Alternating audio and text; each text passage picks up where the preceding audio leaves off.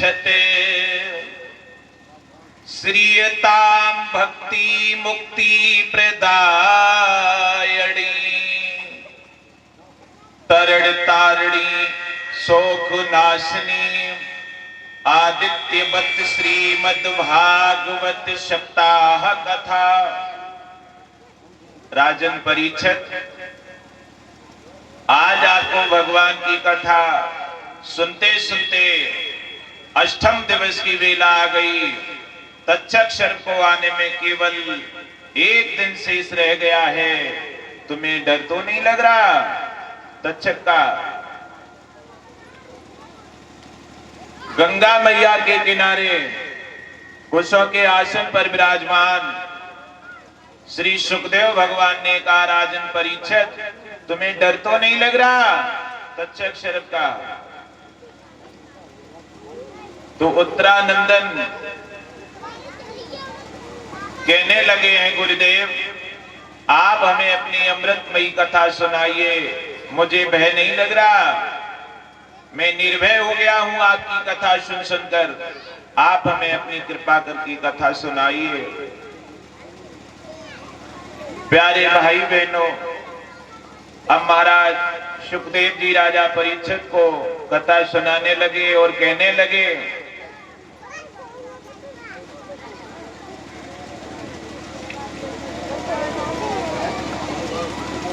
एक दिन भगवान श्याम सुंदर ने शरद पूर्णिमा की पावन बेला में यमुना मैया के किनारे निधि वन में बैठ करके बांसुरी को बजाया। जब भगवान की मधुर बांसुरी बजी तो माताओं बहनों भाइयों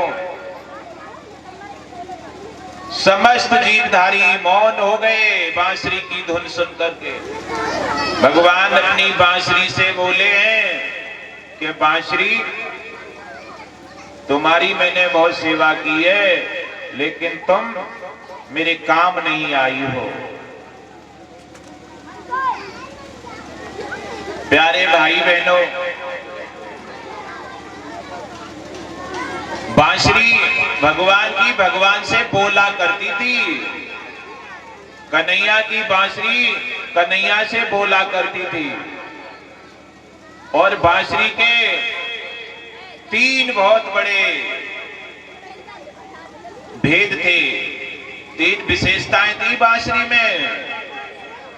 एक मधुरता, एक सरलता और एक बिना बुलाए ना बोलना। जब भगवान बोलते थे तभी बोलती थी, और जब बोलती थी तो बहुत मधुर बोलती थी।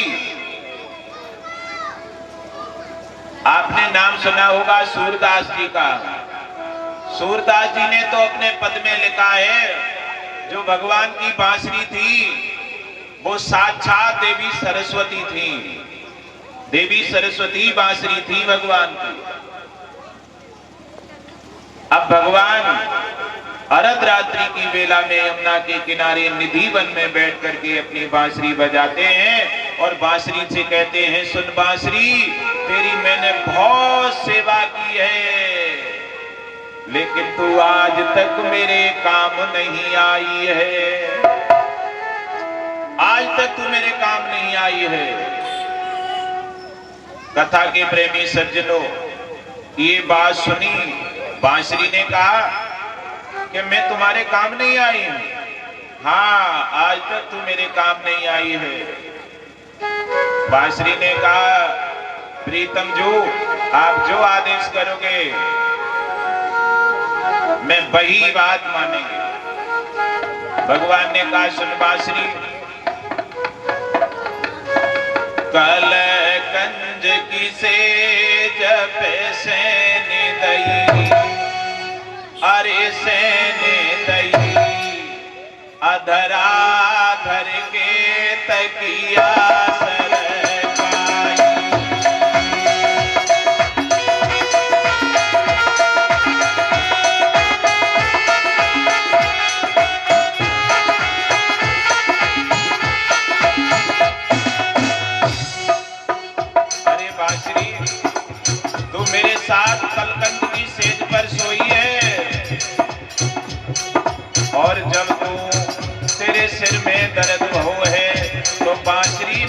कॉटन की तकिया लगाई है।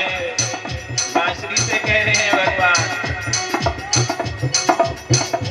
कलकत की सेज पे से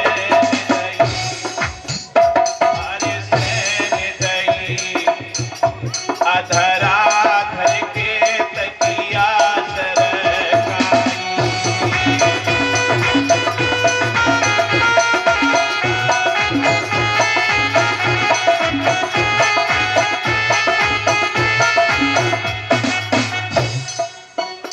और लोचन के पट पंख किए, पट पंख किए, अलकावल झूला मुकुंद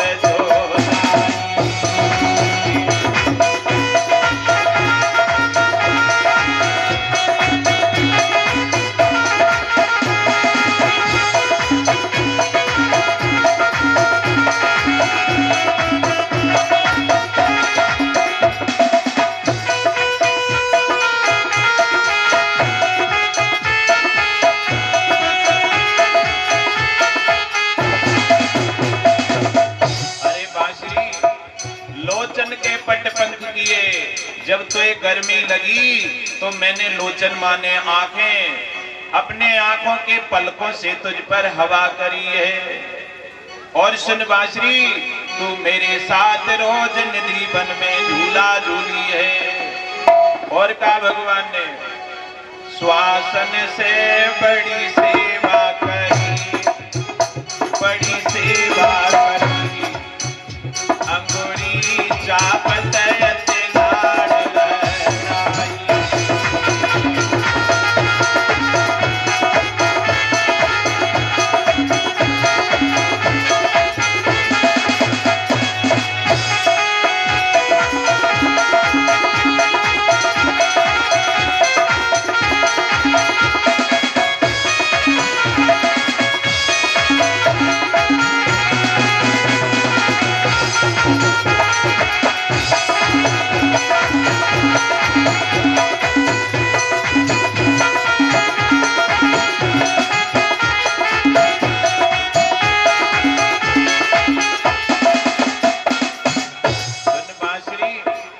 थक गई तो मैंने श्वासन से तेरी सेवा करी है, और जब तू ज्यादा थक गई तो मैंने उंगलियों से तेरे पैर दबाए हैं। और सुन बांसुरी, इतनी सेवा तेरी कोई नहीं करेगा।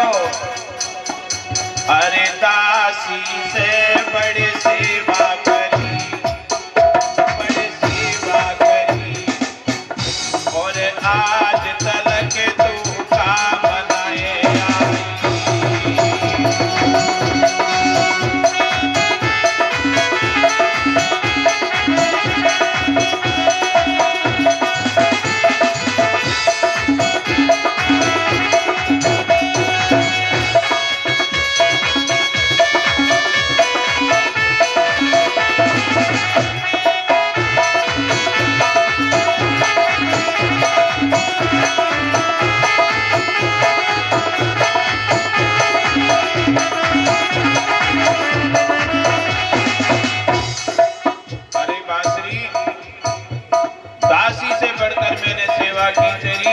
और तू आज तक मेरे काम नहीं आई है।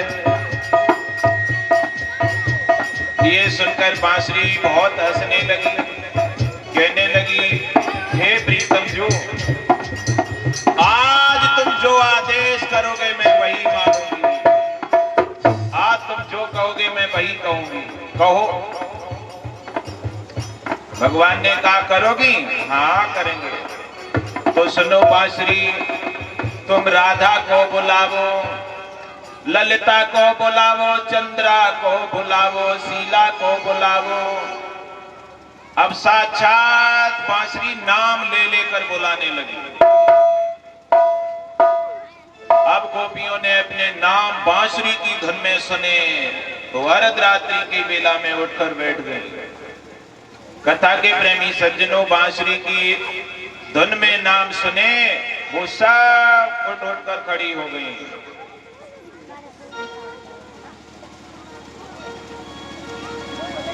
और सब यमुना के किनारे दौड़ने लगी। पति अन्यरों के ना रुकी, भूल गई सब काम।